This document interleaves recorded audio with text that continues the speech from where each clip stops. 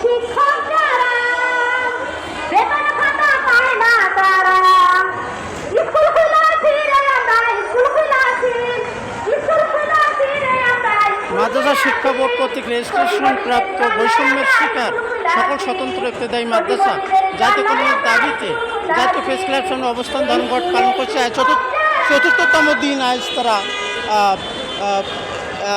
অবস্থান করছেন বাংলাদেশ স্বতন্ত্র ইবতেদায়ী মাদ্রাসা শিক্ষক সমিতি।